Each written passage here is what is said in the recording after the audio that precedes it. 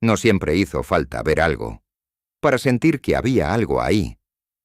A veces bastaba un ruido, una sombra, una sensación extraña en mitad de la noche, una presencia que no podía demostrarse, pero que el cuerpo ya había detectado. Durante siglos el ser humano ha intentado poner nombre a aquello que lo aterroriza, a lo invisible, a lo que corrompe, a lo que tienta, a lo que observa desde la oscuridad. Y en ese intento nació una arquitectura del miedo, una jerarquía del abismo, una clasificación de entidades que no solo representaban el mal, sino distintas formas de destruir al ser humano. No eran simples monstruos, no eran solo invenciones para asustar niños, eran símbolos, advertencias, figuras construidas para dar forma a lo que no se veía, pero se sentía. La demonología no habla solo de criaturas infernales, habla del orgullo, de la corrupción, del deseo sin control, del caos, de la codicia, de la caída interior, porque quizá el auténtico horror nunca fue imaginar que algo maligno pudiera venir desde fuera. Quizá el auténtico horror era descubrir que ya estaba dentro. Hoy vamos a recorrer algunos de los principales demonios de la demonología. No como una simple lista de nombres oscuros, sino como piezas de un mapa del miedo. Figuras que han sobrevivido durante siglos, porque siguen diciendo algo sobre nosotros. El primero de ellos es también uno de los más conocidos, Lucifer. Su nombre está envuelto en belleza, pero también en tragedia, en luz y en caída. Lucifer representa algo especialmente inquietante. No el mal bruto, no la bestia salvaje, sino el mal que nace de lo elevado, de la inteligencia que se contempla a sí misma, de la belleza que se convierte en soberbia, del poder que deja de aceptar cualquier límite. Eso es lo perturbador de Lucifer, que no simboliza una criatura deformada desde el principio. Simboliza una grandeza corrompida, una caída desde lo alto, la voluntad de elevarse por encima de todo, aunque eso implique precipitarse al abismo. Por eso su figura sigue fascinando, porque el orgullo no entra gritando, entra en silencio, como una voz que dice: tú estás por encima, tú mereces más, tú no debes obedecer. Y así empieza la caída. Después aparece otro nombre central, uno aún más ligado a la oposición y al enfrentamiento. Satanás, el adversario, el acusador, el que se opone. Satanás no solo destruye. Satanás divide, tensa, introduce la duda, rompe el vínculo. Enfrenta al ser humano con lo que debería sostenerlo.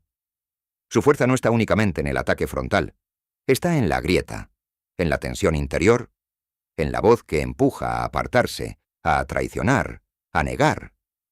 Donde Lucifer representa la caída por orgullo, Satanás representa la oposición activa, la confrontación, la negación de un orden, la fuerza que busca separar al ser humano de aquello que le da dirección.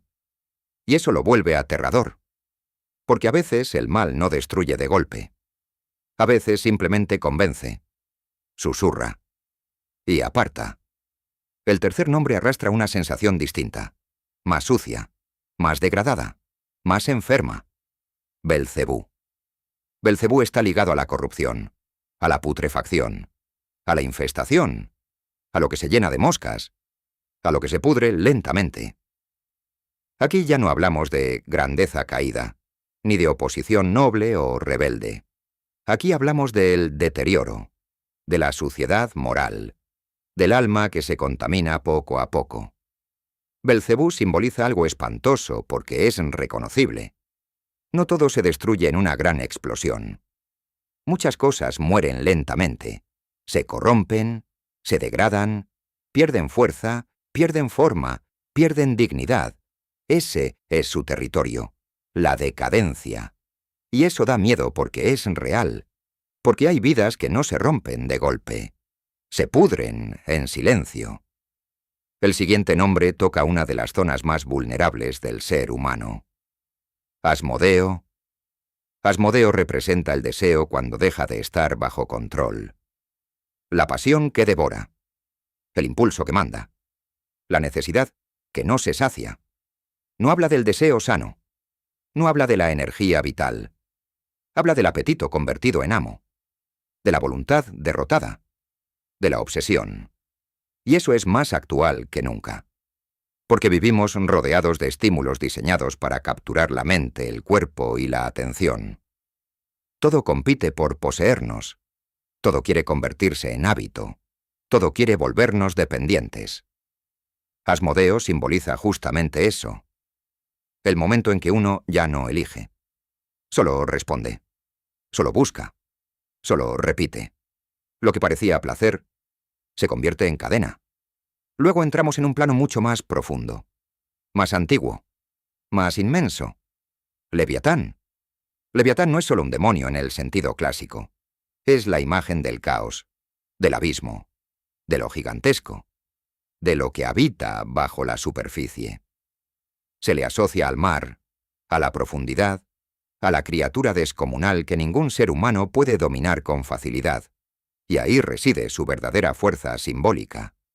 Leviatán representa aquello que es demasiado grande para nosotros, demasiado hondo, demasiado antiguo, demasiado oscuro.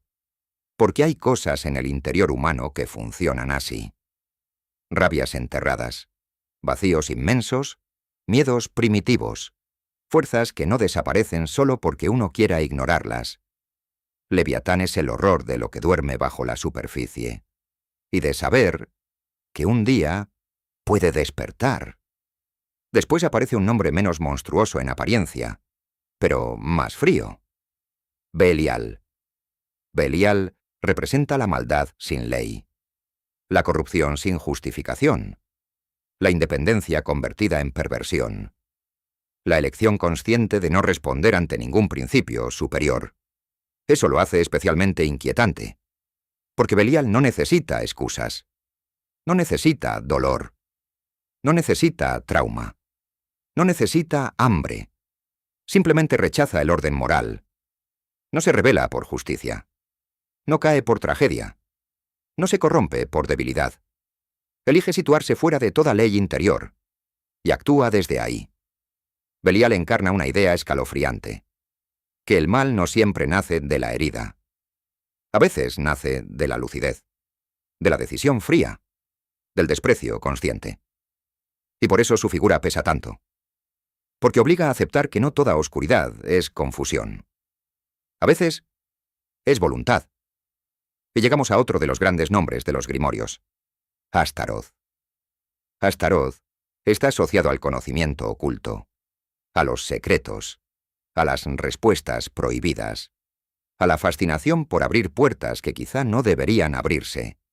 Su fuerza no está en la violencia directa, está en la seducción mental, en la curiosidad que se convierte en obsesión, en la inteligencia que deja de buscar verdad y empieza a buscar poder. Astaroth representa una tentación muy sutil, la del conocimiento desligado de la sabiduría, la del saber que promete control, superioridad o dominio, la de mirar demasiado tiempo dentro de la oscuridad, hasta que la oscuridad empieza a devolverte la mirada. Y eso también da miedo, porque no todo lo peligroso entra por la carne. Muchas veces entra por la mente, por la fascinación, por la necesidad de saber más, aunque el precio sea perderse. Podríamos seguir. La demonología está llena de nombres. Baal, Mamón, Paimón, Abadón y muchos otros. Pero más allá de las jerarquías, los títulos y los grimorios, lo importante no es memorizar una lista. Lo importante es entender por qué estos nombres han sobrevivido. Y han sobrevivido porque cada uno representa una forma del miedo, una forma de caída, una forma de corrupción humana. Lucifer habla del orgullo que se cree por encima de todo. Satanás, de la fuerza que separa y enfrenta. Belcebú, de la degradación lenta. Asmodeo, del deseo convertido en esclavitud. Leviatán, del caos profundo. Belial, de la maldad consciente. Astarot, del conocimiento que seduce y corrompe. Tal vez por eso la demonología nunca fue solo superstición, también fue lenguaje, una forma de describir lo que ocurre cuando el ser humano pierde el control de sí mismo, cuando el deseo manda, cuando la soberbia ciega, cuando la corrupción avanza, cuando el vacío interior empieza a gobernar. Y quizá ahí esté la parte más inquietante de todas, que estas figuras no han sobrevivido porque el ser humano tema únicamente a seres invisibles. Han sobrevivido porque describen algo demasiado reconocible, algo que no siempre llega desde fuera, algo que puede crecer dentro, en silencio, sin ruido, sin forma al principio. Hasta que un día ya tiene nombre. Tal vez los demonios más importantes de la historia no fueron solo inventados para asustar.